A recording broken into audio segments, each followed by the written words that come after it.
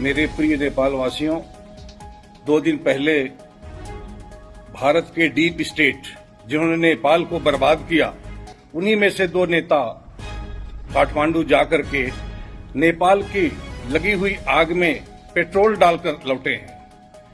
मान लो आप लोग उनसे सावधान रहें, उनकी बातों में न आए। ये वही लोग हैं जिन्होंने नेपाल में आतंकवादी क्रांति जिसे कहते हैं, आतंकवादी क्रांति में यही मददगार हैं जिन्होंने नेपाल भारत की धरती पर दिल्ली में, गुड़गांव में, नोएडा में, सिलीगुड़ी में, देहरादून में, जहां जहां उत्तराखंड के पूरे कई स्थानों पर इन्हीं आतंकवादियों की ट्रेनिंग हुई जिसे माओवादी आतंकवादी कहते हैं, और इस ट्रेनिंग में इन लोगों ने मदद की है।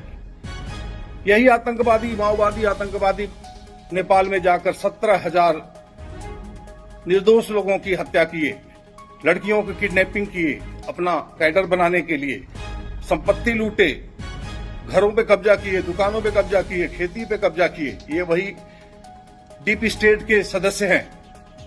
ऐसे तो बहुत लोग हैं भारत में। अब आप दोनों का नाम सुन लीजिए। एक केसी त्यागी हैं और एक है सुधींद्र भदौरिया जी। इन लोगों का बैकग्राउंड जान लीजिए। केसी त्यागी के बेटे हैं जो एक ओवलिनो नामक सेफोलॉजी एक संगठन चलाते हैं जिसके माध्यम से वे दूसरे देशों में नेताओं की मदद करते हैं, या किसी दूसरे देश में जाकर के पैसे लेकर के ये लोग जाकर देश में डिस्टेबलाइज करने का काम करते हैं। यही जो ओवलिनो नामक संस्था है, केसी त्यागी के बेटे एके त्यागी अमेरिका में ट्रंप के इलेक्शन में भी इन्होंने सट्टा किया था। सुधीर भदौरिया जी भी संगठन चलाते हैं, एनजीओ चलाते हैं, जो कि बाहर के देशद्रोहियों से पैसा लेते हैं, जिसका नाम है इंस्टीट्यूट ऑफ सोशल साइंसेज। उस इंस्टीट्यूट ऑफ सोशल साइंसेज के और भी बड़े खतरनाक सदस्य हैं, George Matthew, Jaya Jaitley, S Narayan Roy. ये सब माओवादी मेंटर हैं, माओवादी फाइनेंसर हैं, माओवादियों के लिए सब कुछ करते हैं।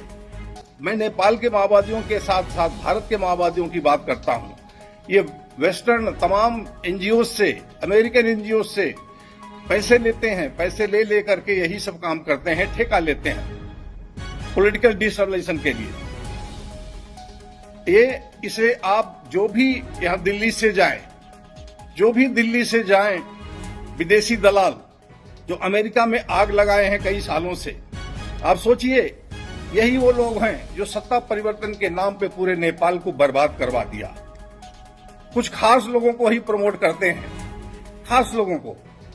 बाकी देख लिया आबादी 7-8% लोगों को सत्ता में बैठाए हुए हैं। आज देख लीजिए, प्रधानमंत्री वही, राष्ट्रपति वही, सारा मंत्रालय लगभग उन्हीं के पास है, सारे जिलों के लगभग सीडीओ वही, पुलिस चीफ वही, आर्मी चीफ वही, नेपाल के पुलिस चीफ, आर्मी चीफ सब एक ही विचारधारा के। बाकी 85% जनता सत्ता से बाहर है। विकास के नाम पर केवल लूट मची हुई है। जब से राजशाही गई है, ये लुटेरे आए हैं, नेपाल को लूट करके रख दिया है। सारी इंडस्ट्री बंद हो गई है, विकास के नाम पे कुछ भी नहीं है, खेती बिल्कुल नहीं हो पा रही है। जितनी शुगर मिल से सब बंद करवा दिए हैं, केवल जमीनों को कब्जा करवाने के लिए अपने चहेतों से। इसलिए बंधुओं, सावधान रहिए। इन इंडियन डीप स्टेट्स के ऐसे सदस्यों पर ध्यान मत दीजिए। ये लोग केवल नेपाल के दुश्मन हैं, नेपाल के दोस्त नहीं हो सकते, जो नेपाल के विकास में कभी मदद नहीं किए। ऐसे लोगों पर से सावधान रहें और अपने लोग खुद नेपाल सेंट्रिक नेशनलिज्म, नेपाल केंद्रित राष्ट्रवाद को आप लोग ले आइए, प्रमोट करिए। मत देखिए उत्तर, मत देखिए